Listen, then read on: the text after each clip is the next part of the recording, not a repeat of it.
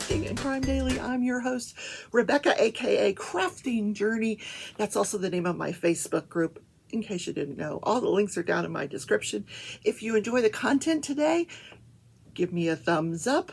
Consider subscribing. Consider sharing this with someone who you think might enjoy listening to the recap of live trials while they craft. Share it. Yes. Okay. Today we're going to talk about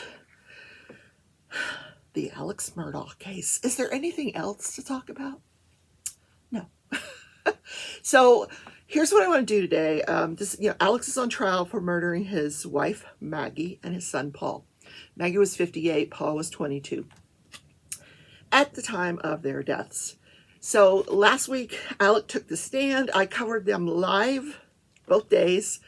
Roughly 8.5 hours of testimony, which I want to condense for you today and give you the highlights.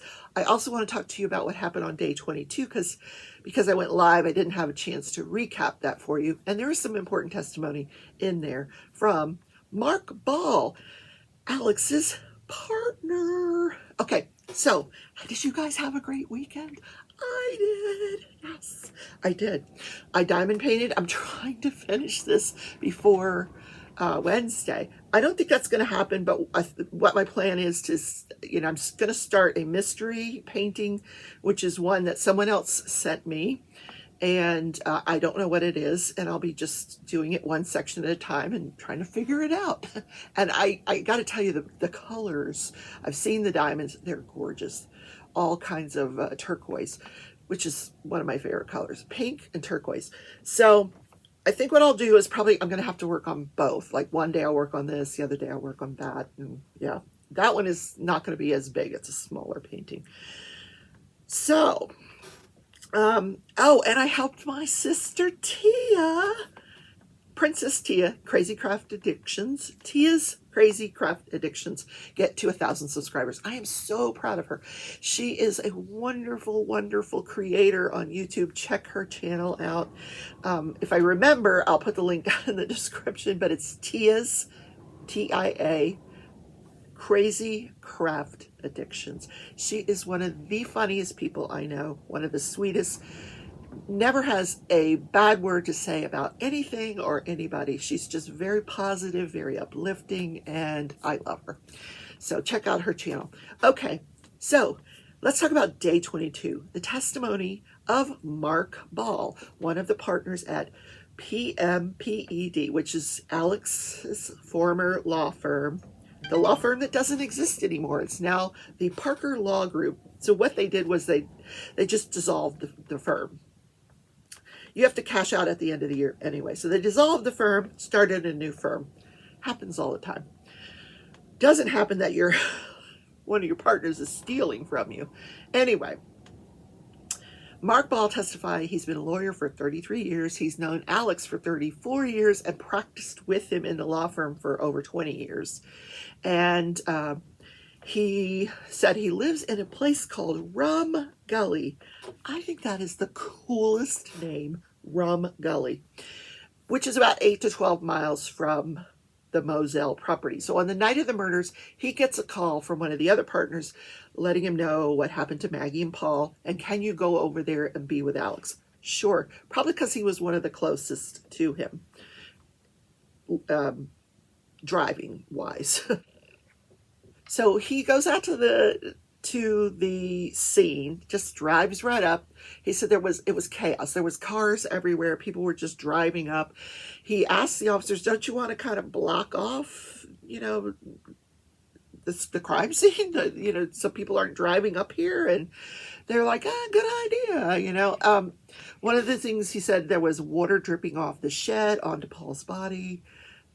He describes that night as being kind of drizzling, but not really like pouring rain. It was drizzling. He said Alex went to pieces. He was devastated. He was crying. He was beside himself. So here's an interesting piece of information. Although SLED had gotten a search warrant for the property, they elected or not, they didn't search the house until the following day. But meanwhile, they let all kinds of people go in that house. Perhaps the reason being, and I'm surmising it's because Alex was not a suspect at the time. Here's who was in this house: Buster, his son, and his son's girlfriend, Brooklyn. I'm going to count. A guy named Marty and his wife. That's 4. Corey Fleming. Alex is a lawyer that Alex worked with, with the financial crimes, and he's also been indicted. His best friend, Chris Wilson, who he owed $192,000 to. His sister, Lynn, Austin, Lee Cope, John Marvin, Randy, that's 11, Greg Alexander, that's 12. 12 that he could name. He said there was a host of people there, a host of people. And he said, we all decided we were going to clean up. There was pots on the stove, so we put some of them in the sink, some of them in the refrigerator, which Blanca had testified to that, usually Alex and his family would just leave the pots on the stove and she would clean up. And so this was kind of a gap that we needed some closure to. Like, did Alex take the time to do that? Well, obviously not. All these people were there cleaning up. So they left about 3:30 a.m. and then several of them returned the next day, including Mark Ball. So actually, before he left that night, SLED had knocked on the door, and by the way, SLED stands for South Carolina Law Enforcement Division. I keep saying SLED and not explaining that. I apologize. That's like every state has a law enforcement division, like Florida Department of Law Enforcement or the Kansas Department of Law Enforcement. Well, in South Carolina, it's the South Carolina Law Enforcement Division, short, with SLED, shortened to SLED. Because apparently in the South, everything gets a short name. You just shorten every name. I'd be Beck. Rebecca? Beck. Okay. So they knocked on the door, asked for Alex's clothes and swabs of his hands. So he said, okay. He goes in, takes off his clothes, puts it in a bag, and they swab his hands and they're gone. They don't come back till the next day to search the home, like 3 p.m. the next day, 2:30, 3 p.m. to search the house. By then, they've had 12 people in the house. The guns that were all over the pool table were put back on the, where they belong by Blanca, the housekeeper, who also showed up the next morning to clean up. So, yeah. So this guy was clearly devastated by what Alex had done to the firm by stealing from all the clients. And he said, as it turns out, he says, I don't think I really ever did know who the real Alex Murdaugh is. I thought I knew him, but I guess I didn't really know him. He was played the Snapchat video, and he said, who do you hear on this call? It's the one about the dog and the kennel, and in the background you hear different people talking. And he said, I hear Maggie, I hear Paul, and I hear Alex. This is a video that was taken at 8:44 p.m. Now, he's like the 8th or 9th person to say, yes, this is Alex at the kennels at 8:44 p.m. Now, Alex has said, I was napping. I had dinner. I lay down on the couch watching some TV and I fell asleep. I got up. I went to see my mom. More on that to come. So, the other thing was Mark got a call. This doesn't have anything to do with anything, but I just thought it was interesting. Mark got a call from the coroner or the medical examiner, or maybe it was the funeral home, asking him if he could come get Maggie's jewelry and return it to Alex. Apparently, the night of the murder, she had a diamond bracelet, and one of the areas that was affected by her, one of the wounds she had was on her left wrist. And it shattered that diamond bracelet. And so apparently it was in pieces. So that was one of the things he collected and returned to Alex. I know that doesn't, I just thought it was interesting. Yeah.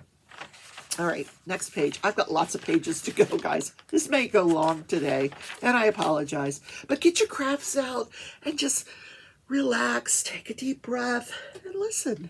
Okay.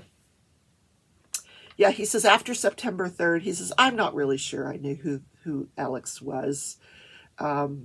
He says, the firm was very, very much a family, and Alex betrayed that when he stole all the money. He said Alex was pretty good at hiding who he really was. He also described that Alex was an obnoxious user of his cell phone. He could talk to a fence post. So Alex is a talker, is what he's saying. He could talk his way out of a wet paper bag. That's what I'm saying.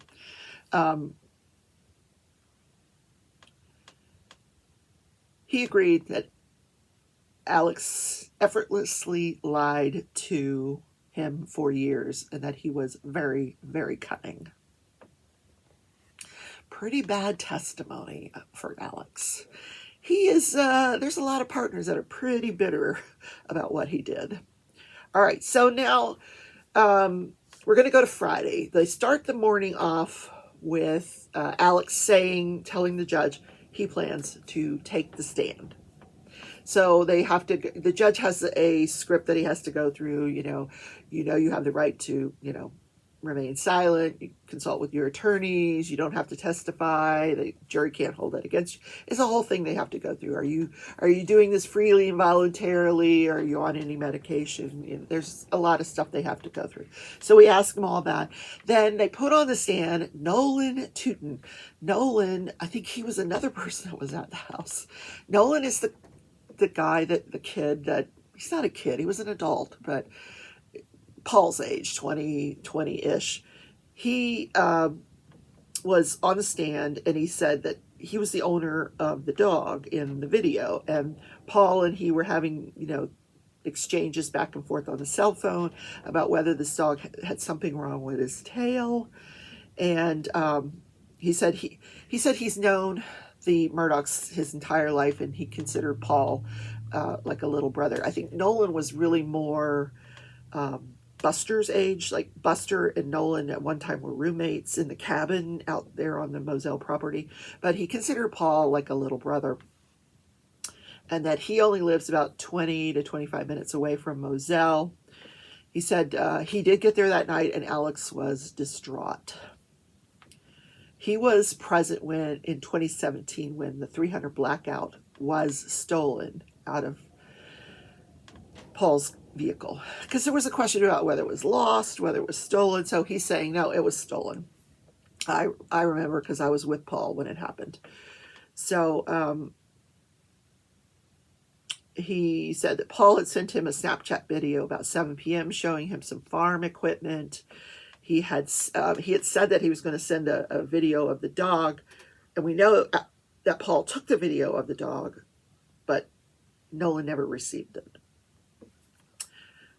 So again, the Snapchat video is played showing his dog where you hear the voices in the background, and he identifies Maggie, Paul, and Alex. So now this is like, we've got nearly a dozen people that's saying that this was Alec out at the kennel at 8:44 p.m. You can hear his voice talking to Bubba the dog because he's got a chicken in his mouth. Okay, here we go. Drum roll. Alex takes a stand. Okay. What a cool cucumber this guy was. Oh my gosh. And just from hearing people that were in the courtroom talk about this, they said the jury was very, very attentive. They're like, sitting up. Okay, Alex is, leaning in. And Alex made sure, because he's a lawyer, he knows how to do this. Instead of, whenever you always tell your witnesses this, talk to the jury. Your jury's over here. Don't talk to me, the person that's asking you the questions. Let him ask you the questions, then turn and face the jury and tell the jury your answer. I need a drink. It gets their attention, and it's just a better way to testify.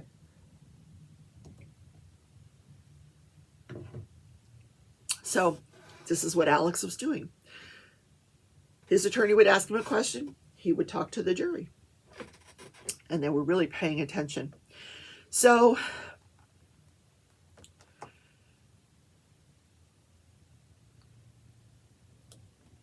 he was asked, did you murder your wife? No. Did you murder your son? Did you use a blackout rifle to murder you? No. No, no, no. Then he said, is that you on the kennel video, the Snapchat video that almost a dozen people have heard? Is that you on the video at 8:44 p.m.? Yes. What? Like, stunned. I was stunned. What? He admitted that he lied. He lied to deputies on the date of the murder. He lied in the interview on the date of the murder. He lied in his interview on June 10th, and he lied in his third interview when he goes down to the police station. Lied to law enforcement. Now, why did you do that, Alex? It was my addiction. He said, I was addicted to opioids, and at times there were certain triggers that would make me paranoid. My law partners had told me not to talk to law enforcement. I didn't trust South Carolina Law Enforcement Division, and we'll get to the reasons why for that later. But I just decided to lie.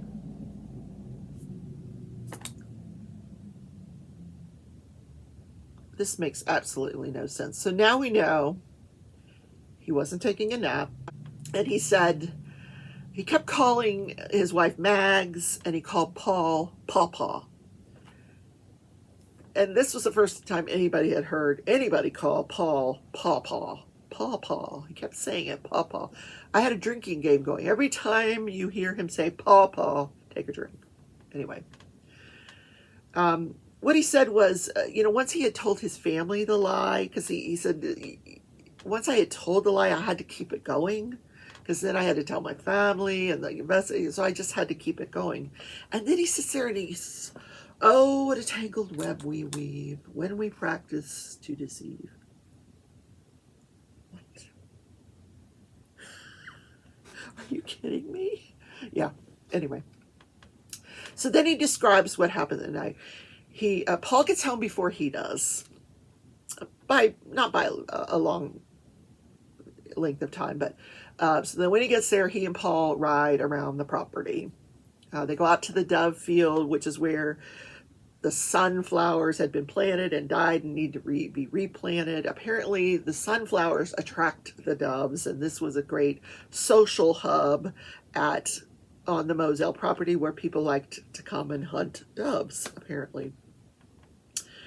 So he said he met up with Mags at the house. So Mags gets there after he and Paul ride around, they come back, and then Mags gets home around 8 o'clock. Alex decides he was wearing that shirt and long pants, not what he was wearing when law enforcement gets there after the murders.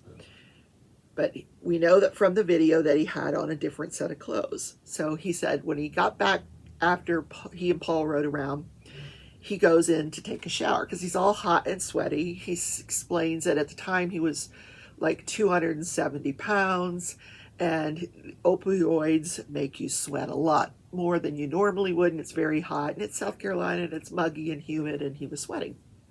I get it. So he goes in, he takes a shower. When he gets out of the shower, Paul is almost done eating.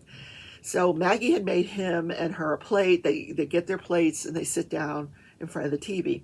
And I can totally relate to this because nobody uses the dining table to eat anymore. That's where you do your crafts, right? You at the dining table. Yeah, you eat in front of the TV. And he said anytime we were home, the TV was on. There goes my dog barking again. I apologize.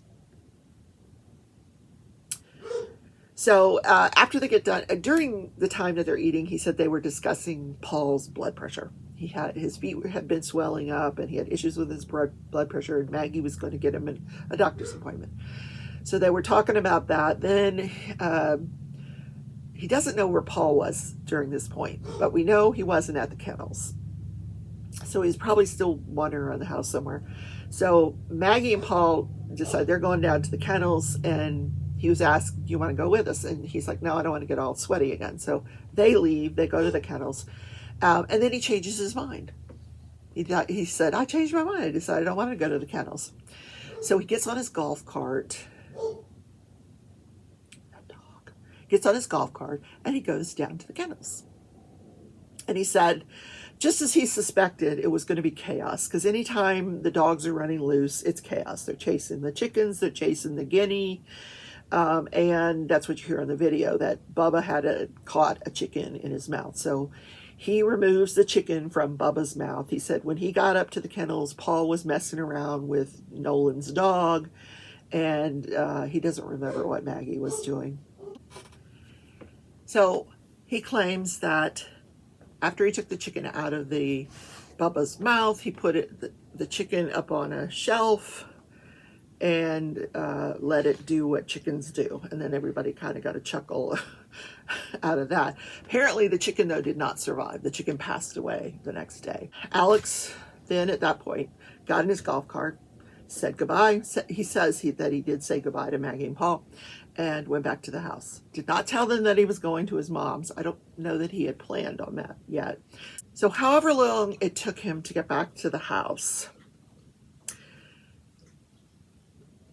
he was then asked, at this point, you took 293 steps. Now, I'm kind of combining direct and cross here because I want to make it one story. He says, you took 293 steps. What were you doing? And he says, I was getting ready to go to my mom's house. Well, what were you doing? Were you doing jumping jacks? Were you running in place? What were you doing? He goes, well, I was on the phone. And he surmised that perhaps it was because he was walking around while he was on the phone. I don't know. So we know that he left by 9:07. And he was calling Maggie, and he wasn't getting an answer, and he was texting Maggie, and he wasn't getting an answer. And so he was asked, well, when you got in your truck, why didn't you just go down and talk to Maggie? Why didn't you just take a, turn your truck and go talk to her since you were trying to get a hold? He goes, no, I wasn't worried about that. I was going to let her know where I was going. But when she didn't answer, I really wasn't concerned, because the cell phone reception on the property is very sketchy, and it's not unusual for them not to answer when they're somewhere else on the property. So I just texted her that I was going to my mom's house. And he did say that Maggie had not planned to go with him because she didn't like to see his mom in that condition. It made her sad, because she had late stage Alzheimer's. She didn't know, anybody from anybody. Really sad. So he was getting ready to go to mom's. We don't know what he was doing, taking all those steps, but it's a lot of steps. Not for everybody, but for me, that would be a lot of steps. Yeah. Then he was asking about the hose. There was, pictures that have the hose laying out, and he said, "Did you roll up that hose?" And he said, "No, I don't know anything about the hose. Never messed with the hose." And then he commented that over the next week he was attached at the hip to Buster. Like, he was never left alone. Then he went on to explain everywhere he stayed after the murders, because he stayed in numerous different places. Almeida, John Marvin's, different places. At one point he goes up to Greenville because one of his nieces had a baby. And anyway. Then at some point he talks about the conversation with Jeannie Seckinger that occurred on June 7th. Now, Jeannie, as you may recall, was the chief financial officer for the law firm PMPED, and she confronted Alex that day about this $792,000 fees. Where is it? And he said he was not overly concerned about that conversation. He says because at the time, he just wasn't concerned. He knew that he could get money to cover the check if there was a doubt about where the money was. It just didn't really set off any alarm bells with him. He told her, "Hey, it's still in the trust over with Chris Wilson, and it'll be here soon." And then their conversation was interrupted by him getting a phone call about his father, and that ended their conversation. And then they started talking about his father being terminal, and that was that. And Jeannie had testified she thought he was going to leave and go visit his father. He doesn't. He stays and finishes up his work that day. He wasn't particularly concerned about his father either, apparently. He says he wasn't concerned about the boat case. He had a lawyer who was taking care of everything. He made his financial statement. He said, I wasn't concerned about the motion to compel those financials. He's not unusual. He says, I was handwriting it out, and then I would have someone type it up for me. So that's why they found that financial thing on my desk. But he says, I was more concerned about the change of venue motion, because one of the defendants who represented the convenience store, which is Parker's, I think, they are located in Beaufort, and they were wanting to have the trial moved to Beaufort, where the boat accident happened. But Alex wanted it to stay in Hampton County, kind of where he had control, he had control over what might happen. So he was concerned about the motion to change the venue, not the motion to compel. Then he was asked, did you steal from your clients? Yes, I did. Then he talked about his drug problem. He said it goes way, way back. It started when he said, I played football in college. I suffered a knee injury. And over the years, I've had knee surgeries a few times. And I guess the last time he had knee surgery, 2002, he got to hydrocodone. And then he got off of the hydrocodone and switched over to oxycodone and OxyContin. Yeah. He would take anywhere from 60 to 100 pills a day, which is a crazy amount of drugs. No way. I'm telling you, as a nurse, his liver, his kidneys, they would be destroyed. I understand that when you are addicted to opioids, you need more and more of them to get the same effect, that euphoria feeling, but not 60 to 100. I just think that's crazy. He's lying. No. So he said it's a battle that he's had as long as he can remember. He tried to detox 3 different times. He went to a facility called Sunrise, and he said they're very good there. It only takes 7 days to detox. He says, but that's to get the medication out of your system. It's not to treat the addiction, which would mean you'd have to go into a rehab. So he admitted he had never gone to rehab. He would just go detox, go home, and then start taking the drugs again. So he talked a lot about the withdrawal symptoms. You're jittery, you can't sit still, you walk around, okay. So then he was asked about September 4th, that Saturday. He said he had met with his law partners. He had already planned an appointment for that. This was on a Saturday, September 4th. He had already planned on them following Monday to go into a detox, an appointment for that. He had given all of his pills to his brother, but he wanted to get some more before he went into the detox. He wanted to get more pills. So he calls up Curtis Eddie Smith, his distant cousin, who is his drug supplier, and he agrees to meet him somewhere. Then he meets Chris Wilson, comes over to Moselle, and they have this conversation about, him admitting he was on drugs and he stole the money, and I owe you $192,000, and he's crying. He leaves, and then he goes to meet with Curtis Eddie Smith. He changes his mind. Instead of getting pills, he decides he wants to have Curtis Eddie Smith kill him, shoot him, so that it'll appear like a murder, and his son will get the $12 million of life insurance that he has.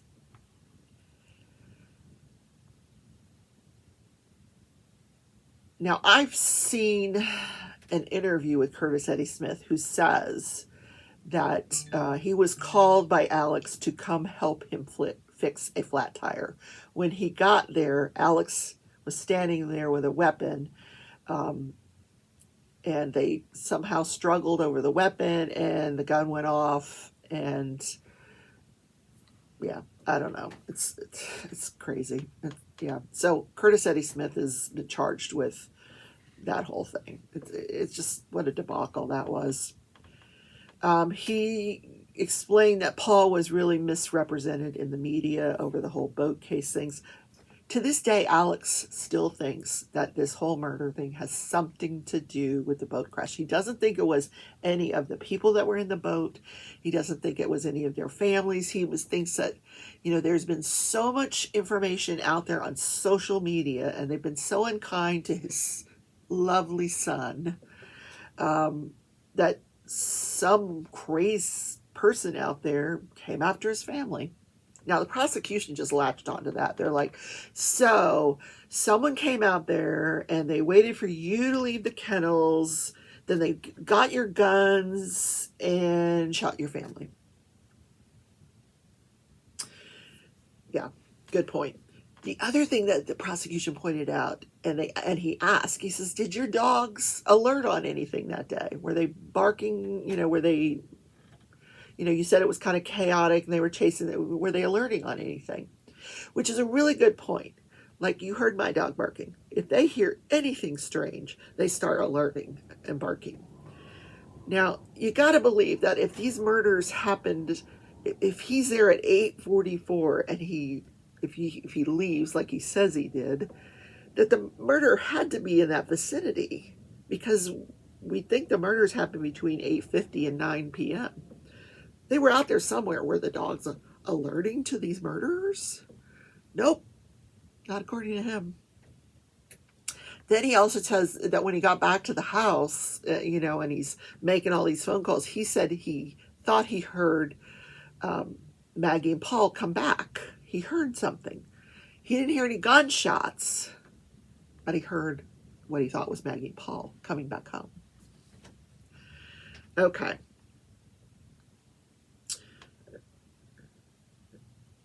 So one of the things the prosecution really, really drove home was that this guy's a liar. He's a liar.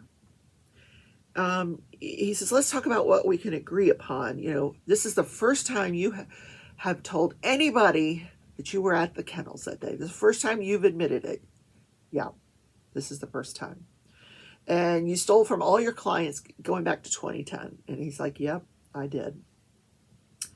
He was asked if he was a successful lawyer. He says yes. He hems and haws about it, but he finally agrees. He was president of the Trial Lawyers Association. He was an assistant volunteer solicitor. He said that he had tried a total of 5 criminal cases with his dad, and he became an assistant solicitor so that he could do some work with his father. So he's an experienced criminal lawyer. 5 years, 5 cases. That's not a small amount, believe me. And he was carrying 2 solicitor badges, his father's and his, or his grandfather's and his. I don't remember. He also admits that he had blue lights installed in his car. This is his, Alex was very influential in Hampton County.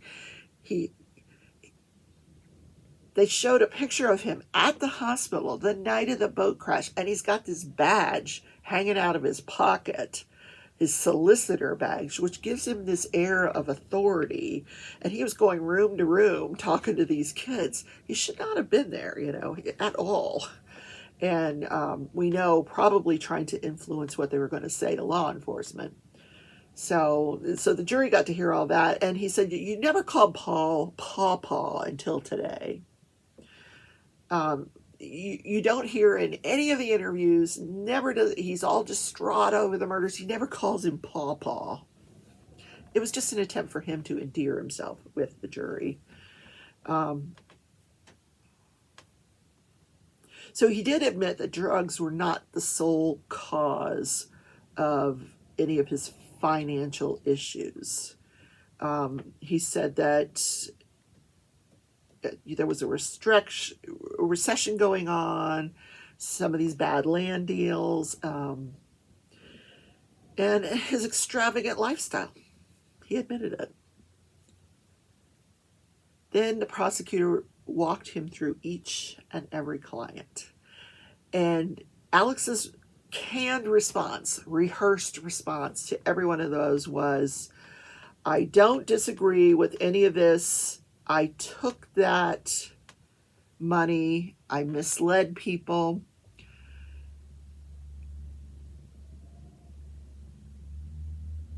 And he just kept saying this over and over. And the prosecutor said, should we just give you a sign and you could hold it up each time, every time I asked you a question with that answer? I thought that was kind of funny. So, yeah, another thing, I was really pissed when he said it. He talked about Russell Lafitte, and he said, if Russell Lafitte committed any crimes, it's because he did so unknowingly. It was all me. And I thought, why didn't you go to his trial and say that? Why didn't you go to the feds and say that? Russell Lafitte is he'll be in prison for years and years and years. Look what you have done to him. Terrible, terrible. What else am I missing? At one point, there was an exchange between Jim Griffin and the judge. Jim had objected, and it got a little out of hand. And you hear the judge go, "Sit down, Mr. Griffin." And the public started clapping. The people out in the pews, they were clapping when he told them to sit down. So after they come back from the next break, the judge tells the jury, tells the people out in the pews, you're not allowed to respond. You're not allowed to talk amongst yourself. Just, shh, no responses to the testimony, which I thought was really interesting. They talked about the HBO Max documentary, and he was asking, wasn't your lawyer, Dick Griffin, actually telling people as late as November of 2022 that you were at the house and you were napping? And he said, well, I think that was filmed earlier than when it aired. Anyway, Dick Griffin gets up and he objects, attorney-client privilege. And the judge says, there is no privilege for a TV interview. Sit down. So, poor Dick Griffin. He was not winning this thing. Prosecutor said, didn't you think it was important that you tell law enforcement the last time you saw Maggie and Paul? His response was he didn't think that would affect his admitting to lying or telling them the last time he saw them wouldn't move their investigation. It wouldn't affect their investigation. Something to that effect. One of the reasons he lied is because his law partners told him not to talk to law enforcement, and he had a distrust for the SLED agents. And one of the reasons he distrusted them was that SLED had been investigating the Murdaugh boys for the death of Stephen Smith back in 2015. So he didn't like these SLED agents. So he was asked, and I loved this, when accountability is at your door, bad things happen, right? Right, Mr. Murdaugh? Well, he pretended not to understand this question. He did this with a lot of the questions. He would just kind of, if he didn't have a good answer, he would just sort of steer the conversation the way he wanted it to go and not answer the question. Brilliant, I think, but yeah. Then he concluded by saying, on redirect, his attorney pointed out, for these financial crimes, haven't you been charged? Aren't you facing, life in prison for all these financial crimes? And he says, yes. And the other thing, the prosecutor ended up by saying, you lied to, and he walked through every person he's lied to. You lied to Maggie, you lied to Paul, you lied to your brothers, you lied to his sister, you lied to law enforcement, you lied to your law partners, you lied to your clients, and he walked them through each client. It was this laundry list of everybody he's lied to. Then his attorney on redirect asked him, again, did you murder your wife and did you murder your son? And he said, I would hurt myself before I would hurt Maggie. Mags or Pawpaw. Yeah, and that's how it ended. So I just kind of condensed 8.5 hours into 45 minutes. But again, it gives you a flavor. So let me give you a preview of what's going on today, this morning. It's never a dull moment in this courtroom. The judge comes in this morning, and I'm sitting here waiting for my coffee to brew. Let me have a sip, by the way. I know we're at 45 minutes. I apologize. the judge says, okay, we're going to bring in the jury. Do you have anything? And of course, Jim Harpootlian stands up and he says, just some housekeeping matters. He asks the judge for a jury view of Moselle. Oh, no. And the judge said, okay, I'll arrange it. So that's another half a day before we get to closings, and which we thought were going to be Wednesday. Now maybe Thursday, because the jury's got to go out and see the Moselle property. What the heck? Yeah. Okay. All right.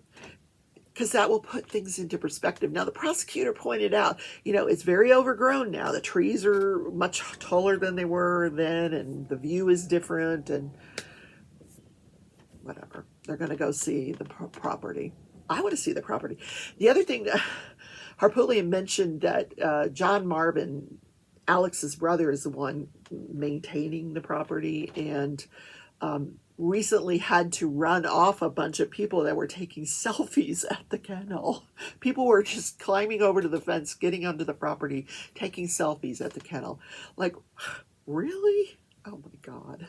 That's such poor taste. Wow. Look, I'm at the crime scene. Yeah, okay. Guys, that's the show for today. I hope you enjoyed the content. Don't forget the thumbs up button and consider subscribing. Consider becoming a member if you're already a subscriber. You can do so for as little as $1.99 a month, and your donations go to help to support the contents of the channel, my crafts that you get to see. So have a great Monday, and I will see you tomorrow in Crafting and Crime Daily for what else could possibly happen today. You never know. Bye, everybody.